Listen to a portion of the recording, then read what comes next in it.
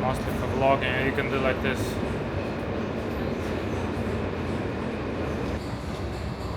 The winter is finally over.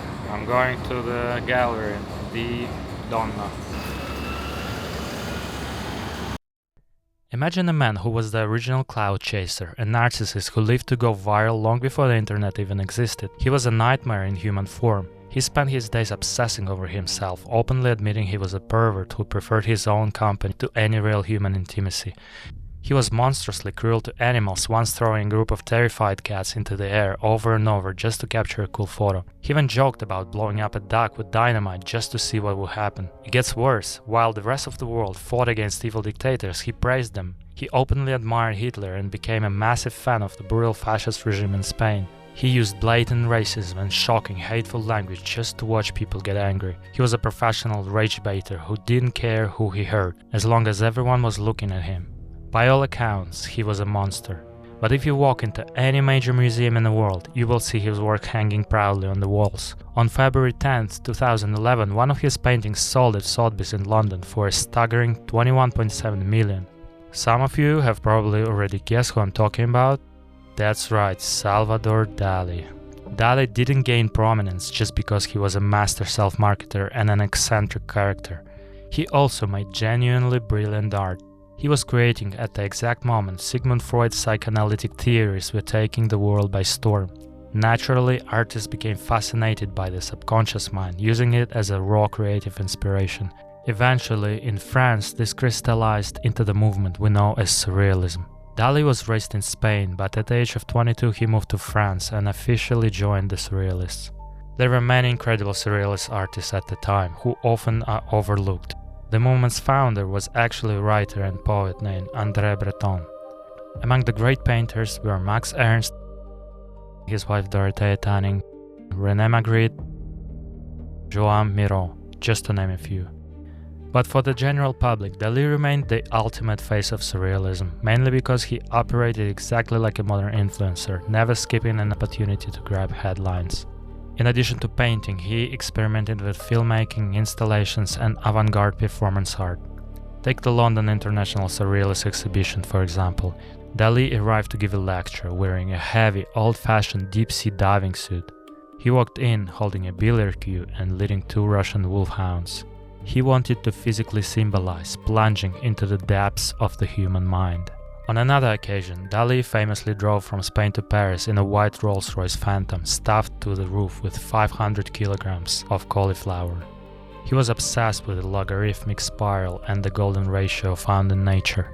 He chose cauliflower because its growth pattern perfectly exemplifies these mathematical curves. Dali was also a master of the late-night talk show circuit, treating interviews as a stage for surrealist stunts. In a legendary 1971 appearance on The Dick Cavett Show, he walked onto the set carrying a live anteater on a leash and promptly tossed it into the lap of his terrified fellow guest, actress Lillian Gish. For Dali, bringing this creature into the civilized setting of a television studio was a calculated way to disrupt mundane reality. Looking back, it's easy to see how he paved the way for future legendary performance artists like Marina Abramović. So why exactly does the art world consider Dali a genius? Well, he didn't just paint bizarre images, he invented an entire psychological creative methodology called the paranoid critical method. Let's break it down. When a person suffers from clinical paranoia, they see non-existent connections between random things, often believing everything relates back to them. This causes immense distress and the feeling of constantly being watched. Dali trained himself to deliberately induce a similar hallucinatory state. He would stare at objects until they transformed into something else entirely, or utilize extreme sleep deprivation to access the twilight zone between walking and dreaming. He would then immediately capture these visions on canvas with hyper-realistic classical precision. This meticulous execution was the critical part of the method. It's exactly why his paintings look completely bizarre, yet so real. To help you decode his works the next time you visit a museum, here's a breakdown of the recurring symbols you need to look out for. Ants. In his autobiography, The Secret Life of Salvador Dali, he recalls a childhood memory of finding a dead bat covered in ants. He wrote extensively about this visceral reaction to the sight, forever linking ants to the putrefaction of the flesh decay. and the underlying anxiety of life. The grasshopper.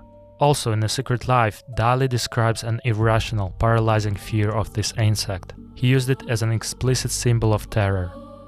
The crutch. Dali devoted an entire section of his writings to the philosophy of the crutch after discovering one in an attic as a child.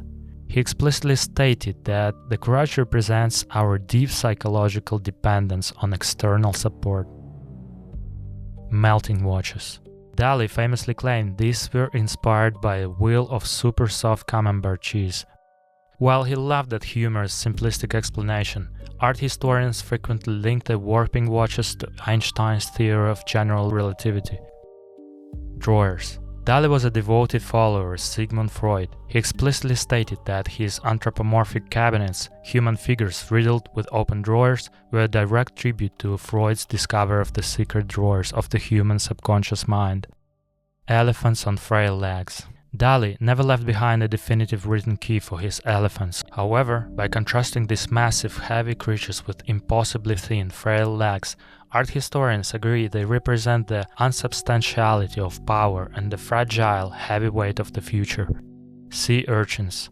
Dali was obsessed with the physical structure of the sea urchin. He wrote about the mathematical perfection of its shell and ate them frequently, claiming they provided a clever vision. For Dali, they represented the duality of hard versus soft, the necessary external armor required to protect a sensitive artist from the harsh world.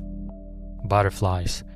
Dali used butterflies frequently during his later, more religious and nuclear phases. Most historians interpret them through traditional iconography. The butterfly represents the soul's journey, metamorphosis, and resurrection, mirroring Dali's own shift towards spiritual themes.